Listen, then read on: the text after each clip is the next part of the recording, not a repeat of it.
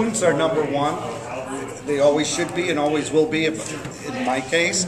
But, and I'm not just saying Homer's 33C board, but most boards, if you look across the board, the superintendent is like a puppeteer.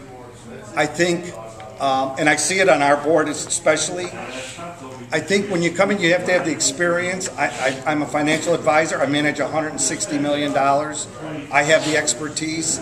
And I think a lot of board members, I give them credit, but I think they're over their head when they go to these things.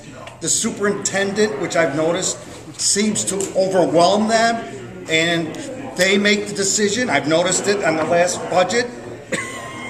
He gave them the 3.5% increase for the staff, and they all said, "Oh, okay, the administration. I'm sorry, administration." There's not any. You have to be an independent thinker, and we don't have that. And I think the intimidation overwhelms these people. And if you notice, a lot of these people, we have financial backgrounds. I think that's a must. And with the educational background, I think as long as the students are number one, everything else will fit in the board. But you have to be an independent thinker. Right. Our kids are our most important asset, so I do believe we have to be their advocate, but I'm also being elected to be the taxpayer's advocate as well. So I will be looking at that budget and analyzing it. As a credit analyst, when I first graduated from college, we would look at expenditures and say, do these fit within the norm? And we would analyze those expenditures and say, they're spending way too much on office supplies, or their electric bill is through the roof. Why? And ask questions. Why? So I have the skills of analysis there. I have an accounting background, and I also was a small business owner. I know what it means to make payroll, and I understand those tough decisions in terms of budgeting, and that's what I plan to do. Katie? I agree that the board needs to work together and be harmonious for a common goal, which is the education of our children.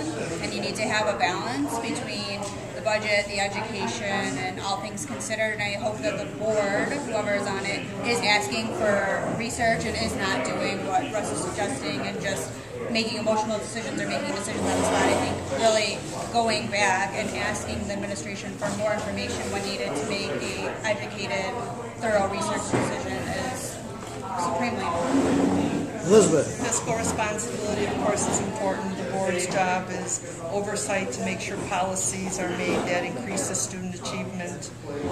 I think those are probably the most important things. You know, the board respecting administration respecting the board, working together cohesively.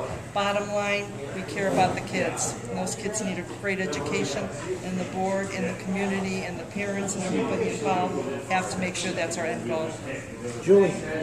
I think the role of the board is to responsibly guide the school financially and academically in the best interest of the students it serves. And I truly believe it has to be a balance between the two, and that is your role, is to strike that balance. That's your job.